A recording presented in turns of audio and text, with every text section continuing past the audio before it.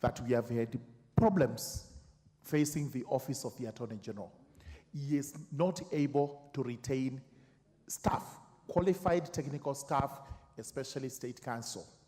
The net effect is, having looked at the law as it is and the Constitution, we've actually considered it necessary to establish for him an advisory board, which will now advise him on various aspects which are now set out in the proposed amendments, including recruitment, promotion, and retention of staff. And this is very important because as we speak today, the Office of the Attorney General is a pale shell of what it used to be. We know very well that the early judges, African judges in the country who were recruited were actually officers from that office, State Council. But today, we hardly find anyone becoming a judge from that office because they have all taken away purely because the terms of service are deplorable. Therefore, having made this proposed amendment and the others, then we are saying we need to strengthen that office. I beg to move. Honorable members, I propose the question that Section 13 be amended as proposed by the mover. This should attract some attention and interest. Yes, Ruku? Chair, I rise to support this amendment. The Office of the Attorney General is a very critical office. A lot of work which is done by that office is of critical because you realize, Honorable Chair, all the covenant or the agreement made between the government and other government housing there must go through the Office of the Attorney General, and serious understaffing at the moment is what is reflected in this office. Honorable Chair, the man who is leading that office, the Right Honorable Justin Muturi, you know, is an extremely experienced person who has served this nation with dedication and commitment, not only as the Attorney General, but also as the Speaker of this House. And he is a stickler of law, and is a man who always wants to see results. He can only see results if his office is properly staffed, Honorable Chair, and also made autonomous. I support this amendment so that our country can be a country of the rule of law and abide by all the regulations, whether local and international. I think we have heard you, Honorable Sunkuli. Chairman, while supporting this, although I don't know whether it's the correct prescription for the problems in the Office of the Attorney General, because most of the staff are also moving because they were never ever actually very well qualified. The Office of the Attorney General is one of those offices where in the past people have been appointed because of whom they know. And when they get greener pastures, they have moved on. I think it is very important that we have this council so that... Yes, there's a point of order from the Majority Leader. Give him the microphone. Honorable Speaker, we should not use this floor to disparage other people. Honorable Speaker, the Honorable Sunkuli avers that the Office of the Attorney General, people are employed on the basis of who they know and are not necessarily qualified. Honorable Speaker, maybe just for information to Honorable Sunkuli, most of our best drafters in this House have been poached from the Office of the Attorney General. Yeah. Some of the best advocates also in ministries and parastatals, Honorable Speaker, have also been poached from the Office of the Attorney General, and therefore it's not fair to disparage those very diligent officers working in the Office of the Attorney General that they were not qualified or that they found their way there on account of who they know. Because many of them are young Kenyans who know nobody and applied for jobs and they got. And I believe even some of these officers, technical officers seated on the bench here, some of them came from the Office of the Attorney General. So we should be cautious not to disparage people on the basis of where they worked before or where they are working today. Honorable Sunkuli, Mr. Chairman, Honorable Sunkuli, I want to make a I think you are making a very good communication. You can No, but step down that statement because yeah. after all, you may not be able to substantiate and proceed with your contribution. I'll stop it, Mr. Chairman, but I just want to correct one thing, and that the leader of majority know that I'm not referring to the time under his watch, and I'm not even referring to the time under the watch of Honorable Muturi. But I'm a lawyer, Mr. Chairman, and I do know a bit of the history. I'm talking about the past. Now, people who are appointed to the office of the Attorney General should be placed in contracts where they are committed to stay there, not as a stepping stone for going to look for greener pastures. And the office of the Attorney General is larger than draftsmen. There are also prosecutors out there. And Mr. Chairman, I know how it goes. But I'm saying, for the comfort of the majority leader, that I support. Very well. Yes, Chair, Agriculture.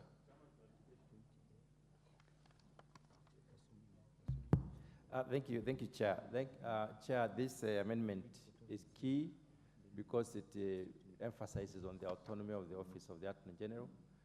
Consultations, in most cases, waste a lot of time.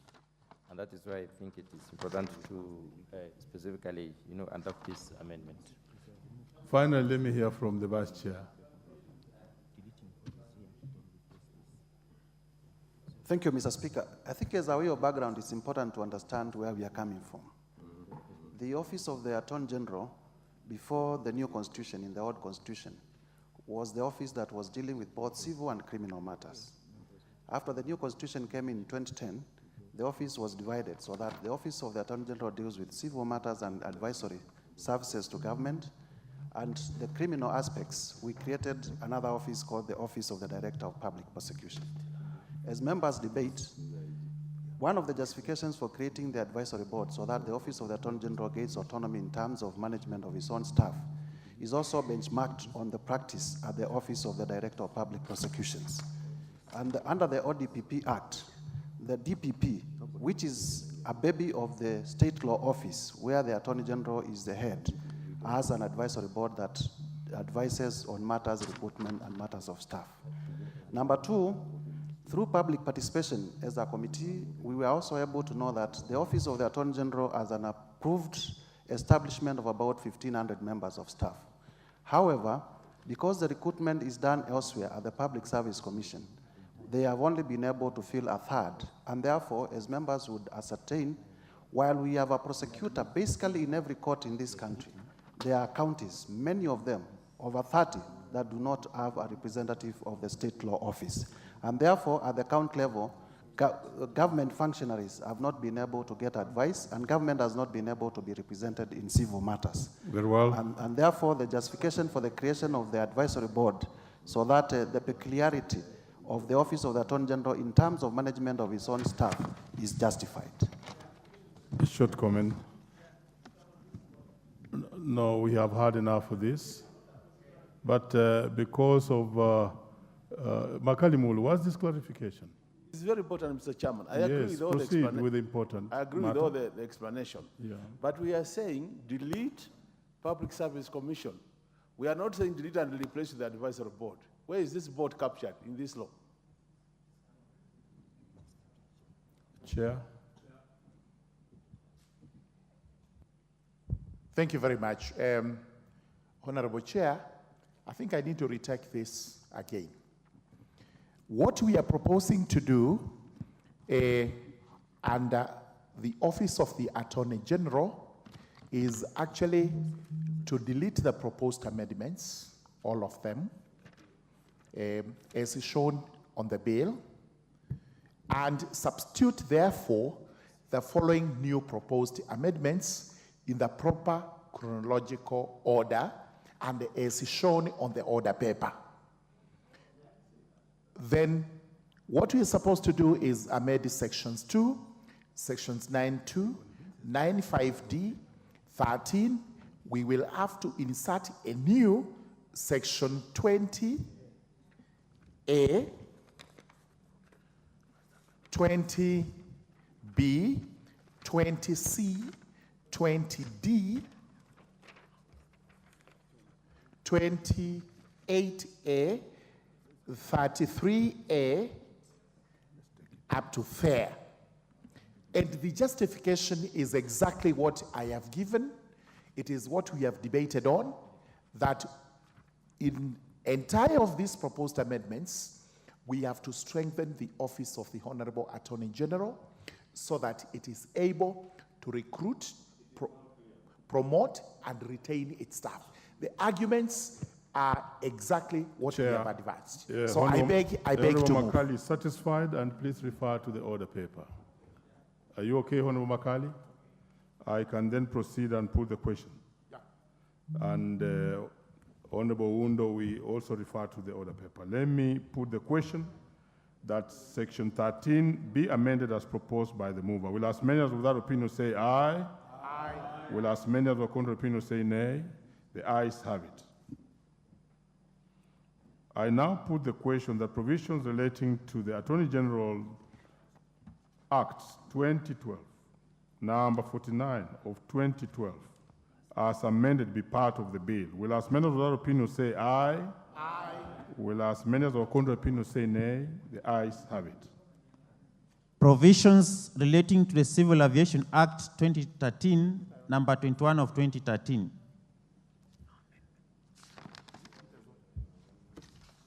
There's no amendment to this one, but let me propose the question that provisions relating to the Civil Aviation Act 2013, number 21 of 2013, be amended as proposed in the bill.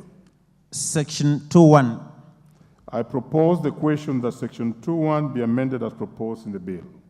There being no amendment to this one, I proceed to put the question that section 2.1 be amended as proposed in the bill. Will as many as of that opinion say aye? Aye.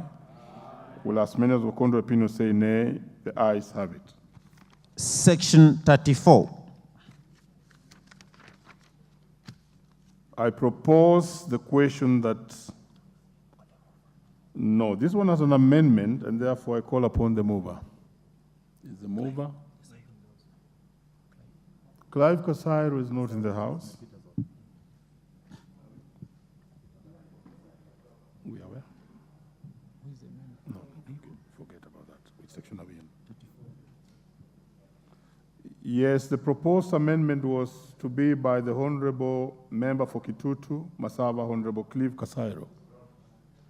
So, Clive Kasairo not being in the house, the amendment is dropped.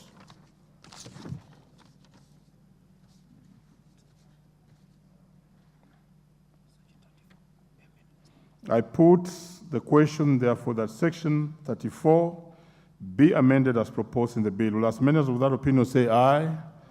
Will as many as with contrary opinion say nay? The ayes have it. I now put the question, the provisions relating to the Civil Aviation Act 2013, number 21 of 2013, be part of the bill. Will as many as without opinion say aye? Aye. Will as many as with contrary opinion say nay? The ayes have it. Provisions relating to the Value Added Tax Act 2013, number 35 of 2013. Honorable members, I propose the question that provisions relating to the Value Added Tax Act 2013, number 35 of 2013, be amended as proposed in the bill. Is there?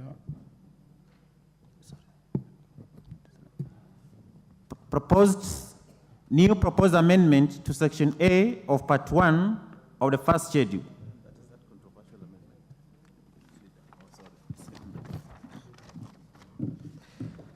Thank you, Honorable Speaker. I beg to move that the Value Added Tax Act of 2013 be amended as proposed on the order paper. Honorable Speaker, this relates to deleting paragraph 138 and also deleting the proposed amendment to Part A of the second schedule.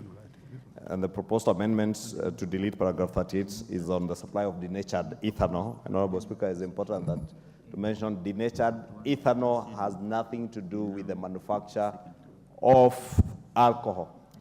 is actually denatured to make sure that... Leader, you need to move that the proposed section A, because the new one, be read a second time. Sorry, Honorable Speaker, I moved on without proposing. I beg to move that the new section be now read a second time. Very well. I now propose the question that the new proposed amendment to section A of part 1 of the first schedule be now read a second time.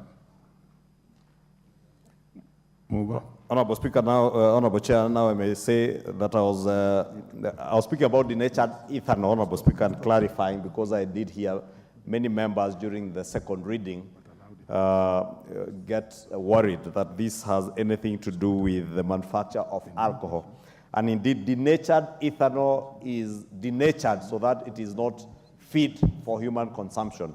And most of it is usually used in the manufacturing industry, either for cleaning or for lighting, for cooking, Honorable Speaker. And what happened, Honorable Speaker, during the Finance Act of 2023, we introduced exemptions from IDF and the Railway Development Levy on imported denatured ethanol.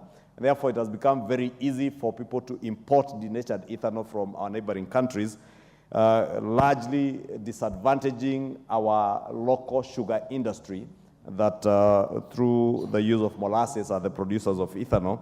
And we effectively remove the economic safety net and competitive advantage that the local manufacturers of denatured ethanol were enjoying. And these, as I mentioned, are mostly sugar factories and millers, and they are now struggling to compete with cheap imports of denatured ethanol. And therefore, to protect them, Honorable Speaker, we propose therefore to delete the paragraph 138 of section A of part 1 of the first schedule of the VAT Act to ensure that locally manufactured ethanol, denatured ethanol, not just ethanol, must emphasize, is denatured ethanol, is able to compete with imported denatured ethanol, as both will be compelled to pay VAT on the product. And this will also enhance our collection of VAT in the country.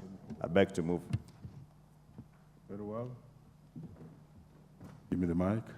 I propose the question that the new proposed amendment to section A of part 1 of the first schedule be now read a second time. If there's any interest in this, there being no interest, I can hear you, the Chair Education. Thank you, Chair. I want to support the mover in the sense that as we speak now, local factories, both public and private, have huge tons of ethanol, and that it will actually, when this particular bill is passed, it will also assist in actually bringing in revenue, and at the same time, it will also allow our farmers to have some much needed revenue to actually be part of the income that we get in our farming sector. I support Mr. Chair. Very well, I now put the question that the proposed amendment to section A of part 1 of the first schedule be now read a second time. Will as many as without opinion say aye? Aye. Will as many as of contrary opinion say nay? The ayes have it. I now propose the question that the new proposed amendment to section A of part 1 of the first schedule be part of the bill. I now put the question that the new section A of part 1, no, I take it again. I now put the question that the new